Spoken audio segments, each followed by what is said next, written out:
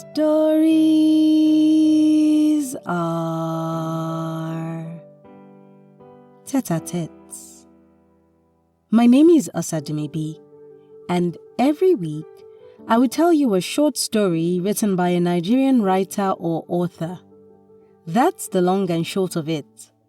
So without much ado, this week's story is by Sharon Adeigbe, and it's titled, I Fell in Love with Your Personality First.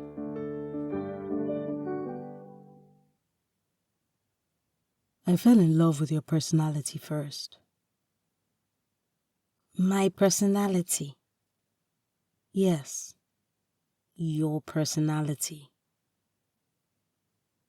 Lillian stops reading her book to look at me.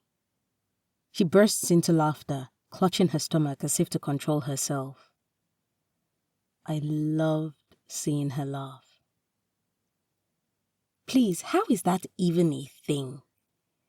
Men love women for their physical looks, not their personality, she says as she stops laughing, wiping the corner of her eyes.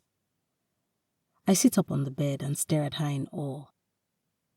She gets up from the single-seater in the corner of the room and sits on the edge of the bed, her legs crossed. Her hair was packed in a messy bun, and she was dressed in one of my shirts. Her worn copy of Jane Eyre lying face down on her laps. She was so beautiful, she took my breath away, and she didn't even try. Remember the first time we met?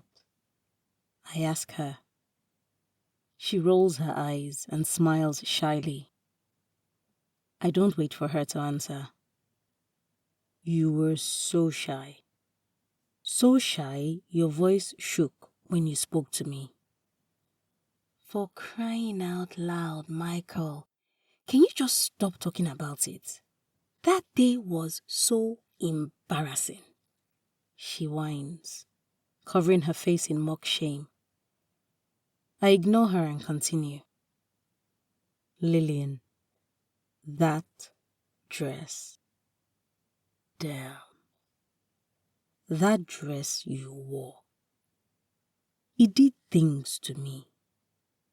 I just knew you were the one for me when I saw you. Wait. Now I'm confused. Did you fall in love with me because of my personality? Or was it because of my body? My dress that did things to you? She asks, a sly smile spreading across her face. I don't answer her. Our first kiss, Lillian. I cannot believe that I was your first kiss. Who has their first kiss at the age of 20? I ask incredulously. I knew what her answer would be, but I loved to hear her say it every time. Oh my goodness, Michael, I told you already now. I was waiting for the right man, she says in frustration, laughing after she sees the teasing look on my face. Glad I was the right man then. Better me than anyone else, right? She laughs again. I love to hear you laugh, Lillian. Even though you sound so evil, like a choking witch, I still love to hear you laugh. It makes me happy. I tell her sincerely, trying to get a rise out of her. She smiles, blushes even. Lil, I love your smile. I continue. I love how expressive it is. You smile with a pure heart. So emotive, so passionate. I love how soft your eyes get when you smile. I can't explain it. You smile with your eyes, and it's so beautiful. Oh my goodness. Michael, you're going to make me cry. Wait, Why are you being so sweet this night? What do you want, eh? She asks, trying to hide her smile. I look at her, basking in her presence, amazed by the comfort she brings me. I was so in love with this woman, helplessly and hopelessly in love. So, what else do you love about me? She asks teasingly. I love the way you taste, I whisper. Eh? What did you say? I said I love the way you talk. I love how beautiful your skin is. I love your body. And I love how perfect you fit into my arms. I love that you were made exactly for me. She smiles, her eyes tearing up.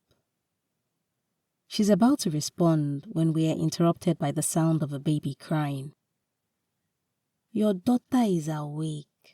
I have to go and check on her, she says as she stands up. She walks over to my side of the bed. Standing, she wraps her hands around my neck, and I cradle her waist. She looks into my eyes, my soul, and says, I love you.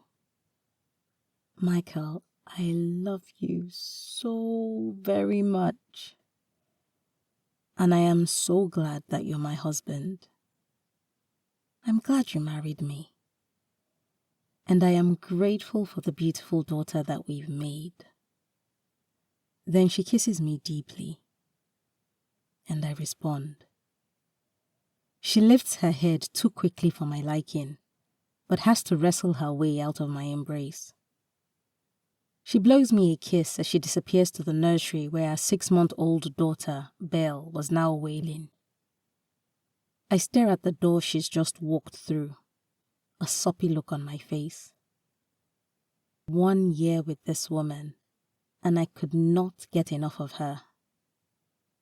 I was in love.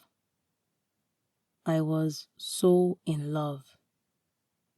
For her, I was a finished man.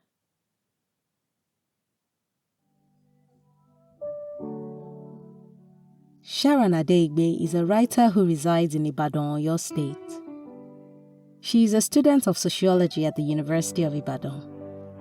She loves reading and hopes to one day become a renowned author.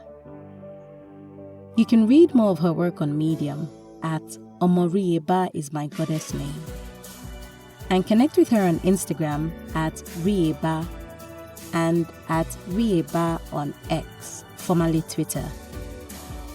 Details and links will be in the episode description. If you've got a story you would like to be featured on this podcast, or a published book you want to make into an audiobook, send an email to info@osadmebi.com or send me a message at osadmebi on either Facebook, Instagram, LinkedIn, or X, formerly Twitter. I look forward to collaborating with you. And if you've enjoyed this week's episode, please subscribe, leave a review, and tell someone, everyone, that stories are a good escape for a few minutes each week.